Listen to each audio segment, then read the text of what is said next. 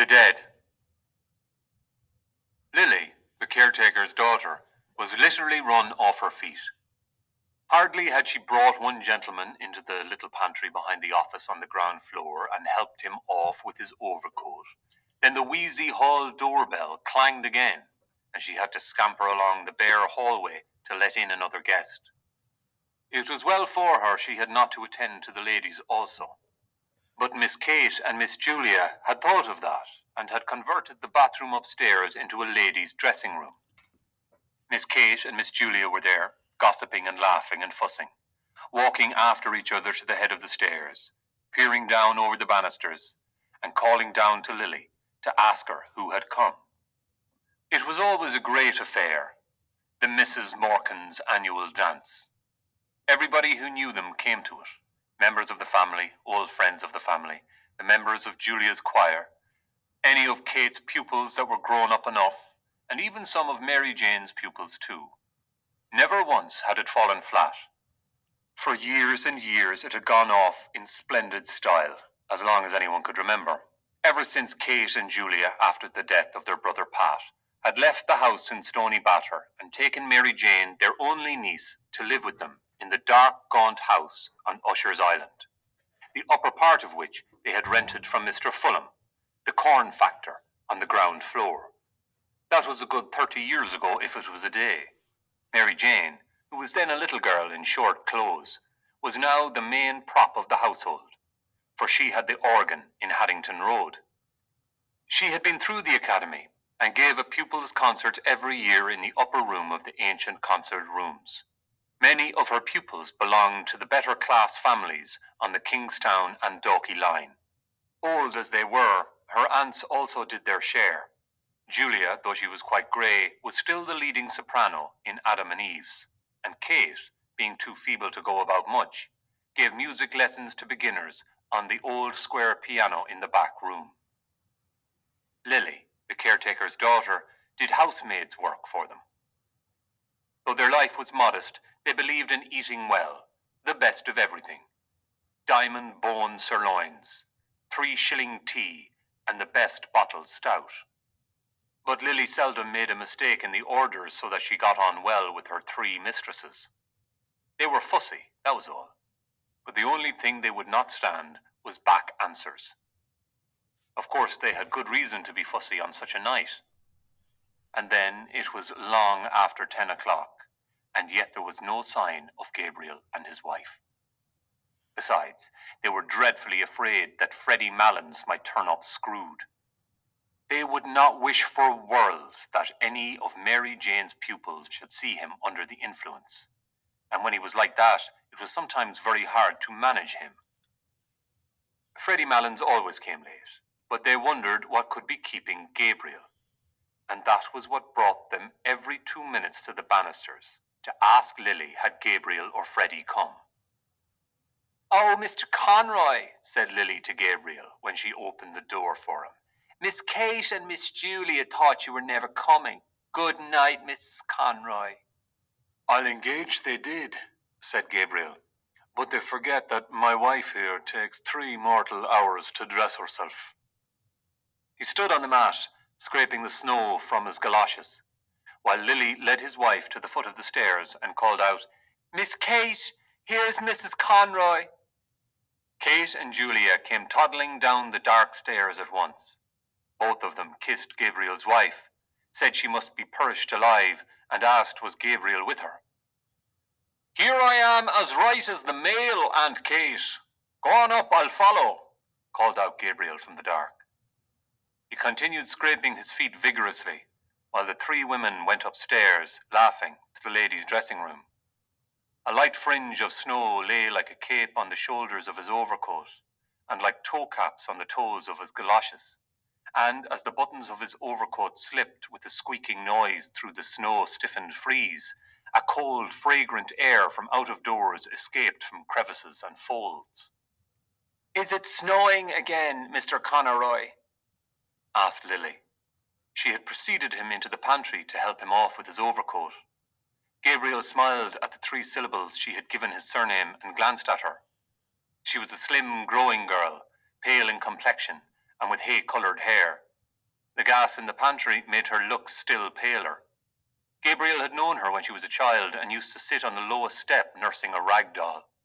"Yes, Lily," he answered, "and I think we're in for a night of it." He looked up at the pantry ceiling, which was shaking with the stamping and shuffling of feet on the floor above, listened for a moment to the piano, and then glanced at the girl, who was folding his overcoat carefully at the end of a shelf. "Tell me, Lily," he said in a friendly tone, "do you still go to school?" "Oh, no, sir," she answered. "I'm done schooling this year and more." "Oh, then," said Gabriel gaily, "I suppose we'll be going to your wedding one of these fine days with your young man, huh?"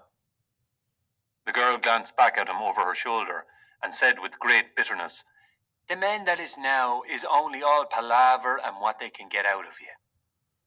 Gabriel coloured, as if he felt he had made a mistake, and without looking at her, kicked off his galoshes and flicked actively with his muffler at his patent leather shoes. He was a stout, tallish young man. The high colour of his cheeks pushed upwards, even to his forehead, where it scattered itself in a few formless patches of pale red. And on his hairless face there scintillated restlessly the polished lenses and the bright gilt rims of the glasses which screened his delicate and restless eyes. His glossy black hair was parted in the middle and brushed in a long curve behind his ears, where it curled slightly beneath the groove left by his hat. When he had flicked lustre into his shoes, he stood up and pulled his waistcoat down more tightly on his plump body. Then he took a coin rapidly from his pocket. "Oh, Lily," he said, thrusting it into her hands, "it's Christmas time, isn't it? Just here's a little." He walked rapidly towards the door. "Oh, no, sir," cried the girl, following him. "Really, sir, I wouldn't take it." "Christmas time! Christmas time!" said Gabriel, almost trotting to the stairs and waving his hand to her in deprecation. The girl, seeing that he had gained the stairs, called out after him, "Well, thank you, sir." He waited outside the drawing-room door until the waltz should finish, listening to the skirts that swept against it and to the shuffling of feet. He was still discomposed by the girl's bitter and sudden retort. It had cast a gloom over him, which he tried to dispel by arranging his cuffs and the bows of his tie. He then took from his waistcoat pocket a little paper and glanced at the headings he had made for his speech. He was undecided about the lines from Robert Browning, for he feared they would be above the heads of his hearers. Some quotation that they would recognize from Shakespeare or from the melodies would be better. The indelicate clacking of the men's heels and the shuffling of their soles reminded him that their grade of culture differed from his. He would only make himself ridiculous by quoting poetry to them, which they could not understand. They would think that he was airing his superior education. He would fail with them just as he had failed with the girl in the pantry. He had taken up a wrong tone. His whole speech was a mistake from first to last, an utter failure. Just then, his aunts and his wife came out of the ladies' dressing room. His aunts were two small, plainly dressed old women. Aunt Julia was an inch or so the taller. Her hair, drawn low over the tops of her ears, was grey, and grey also, with darker shadows, was her large, flaccid face. Though she was stout in build and stood erect, her slow eyes and parted lips gave her the appearance of a woman who did not know where she was or where she was going. Aunt Kate was more vivacious. Her face, healthier than her sister's, was all puckers and creases like a shriveled red apple, and her hair, braided in the same old-fashioned way, had not lost its ripe nut colour. They both kissed Gabriel frankly. He was their favourite nephew, the son of their dead elder sister Ellen, who had married T.J. Conroy of the Porton Docks.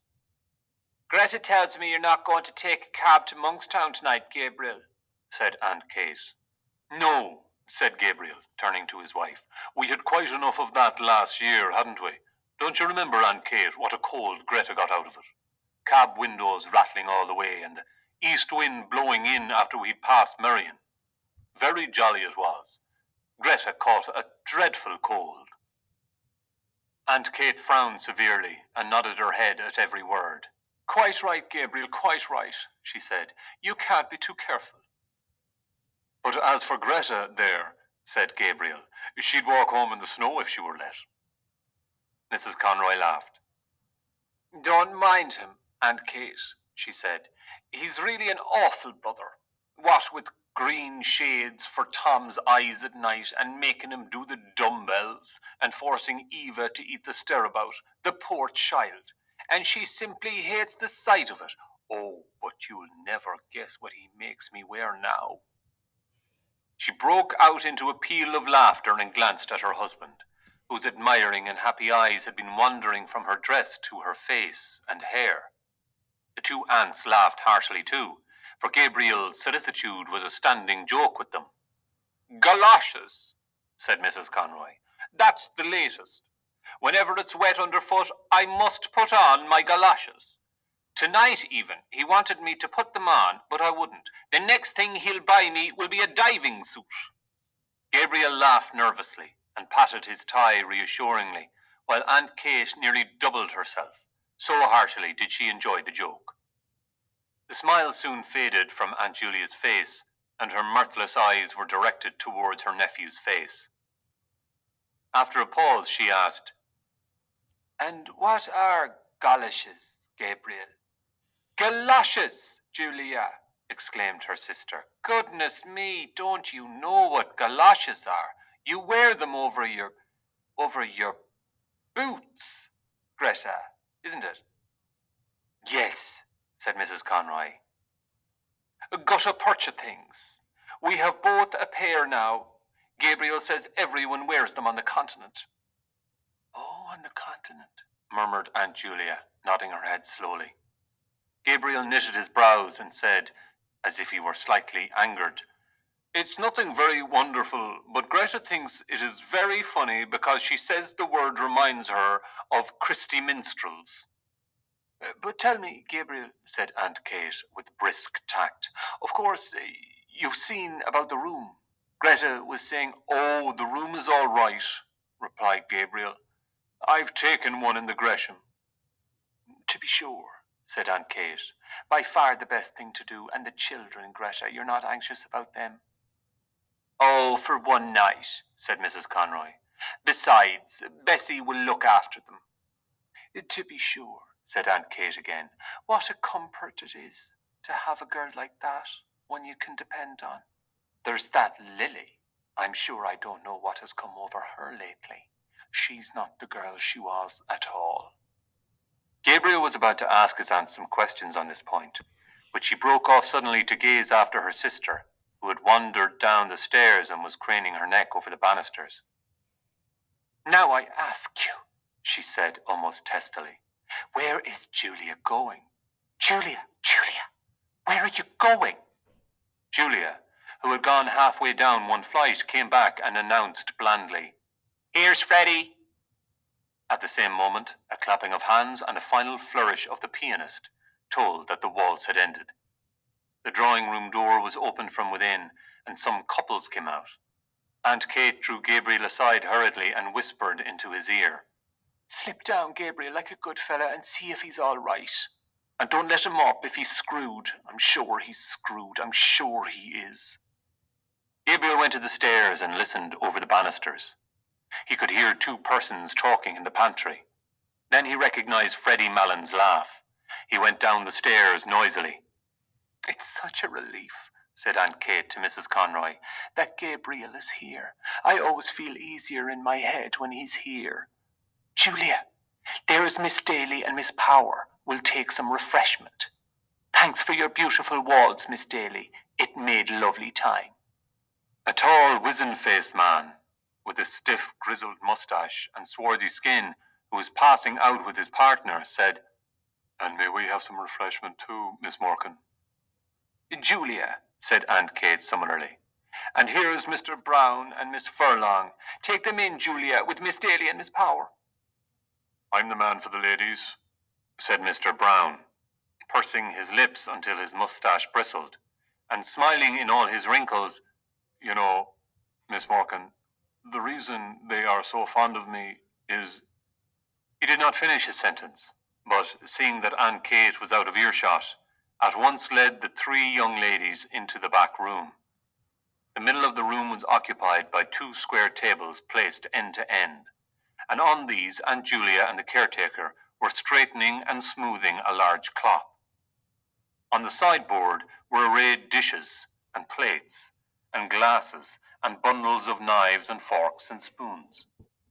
The top of the closed square piano served also as a sideboard for viands and sweets. At a smaller sideboard in one corner, two young men were standing, drinking hop bitters. Mr. Brown led his charges thither, and invited them all in jest to some ladies' punch, hot, strong, and sweet. As they said they never took anything strong, he opened 3 bottles of lemonade for them.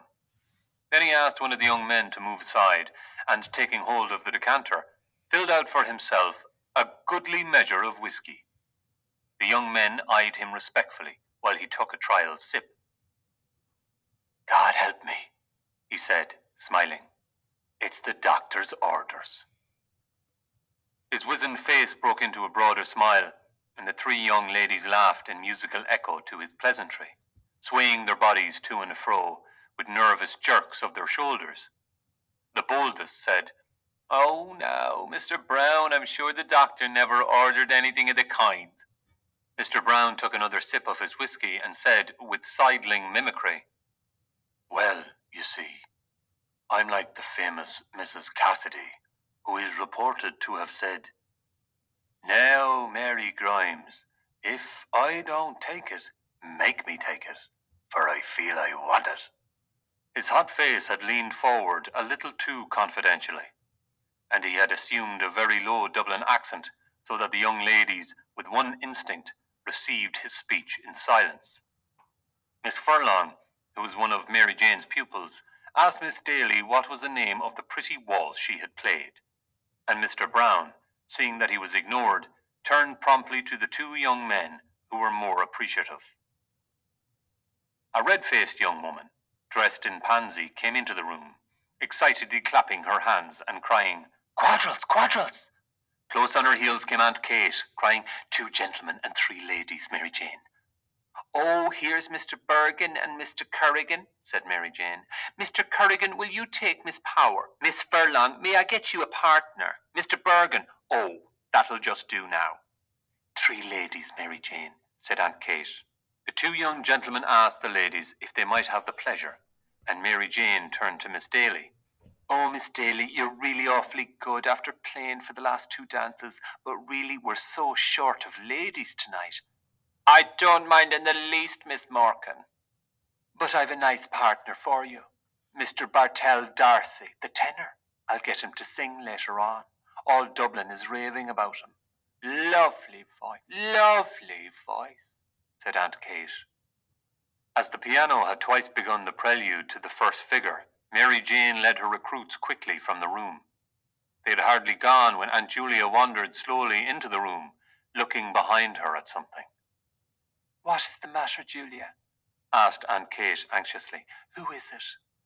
Julia, who was carrying in a column of table napkins, turned to her sister and said simply, as if the question had surprised her, "It's only Freddie, Kate, and Gabriel with them." In fact, right behind her, Gabriel could be seen piloting Freddie Malins across the landing. The latter, a young man of about 40, was of Gabriel's size and build, with very round shoulders. His face was fleshy and pallid, touched with colour only at the thick hanging lobes of his ears and at the wide wings of his nose. He had coarse features, a blunt nose, a convex and receding brow, tumid and protruded lips. His heavy-lidded eyes and the disorder of his scanty hair made him look sleepy. He was laughing heartily in a high key at a story which he had been telling Gabriel on the stairs, and at the same time rubbing the knuckles of his left fist backwards and forwards into his left eye. "Good evening, Freddie," said Aunt Julia. Freddie Malins bade the Misses Morkan good evening, in what seemed an offhand fashion by reason of the habitual catch in his voice, and then, seeing that Mr. Brown was grinning at him from the sideboard, crossed the room on rather shaky legs, and began to repeat in an undertone the story he had just told to Gabriel. "He's not so bad, is he?" said Aunt Kate to Gabriel. Gabriel's brows were dark, but he raised them quickly and answered, "Oh, no, hardly noticeable." "Now, isn't he a terrible fellow?" she said. "And his poor mother made him take the pledge on New Year's Eve. But come on, Gabriel, into the drawing room." Before leaving the room with Gabriel, she signalled to Mr. Brown by frowning and shaking her forefinger in warning to and fro. Mr. Brown nodded in answer, and when she had gone, said to Freddie Malins, "Now then, Teddy, I'm going to fill you out a good glass of lemonade just to buck you up." Freddie Malins, who was nearing the climax of his story, waved the offer aside impatiently, but Mr. Brown, having first called Freddie Malins' attention to a disarray in his dress, filled out and handed him a full glass of lemonade. Freddie Malins' left hand accepted the glass mechanically, his right hand being engaged in the mechanical readjustment of his dress. Mr. Brown, whose face was once more wrinkling with mirth, poured out for himself a glass of whiskey while Freddie Malins exploded, before he had well reached the climax of his story, in a kink of high-pitched bronchitic laughter, and setting down his untasted and overflowing glass, began to rub the knuckles of his left fist backwards and forwards into his left eye, repeating words of his last phrase as well as his fit of laughter would allow him. Gabriel could not listen while Mary Jane was playing her Academy piece.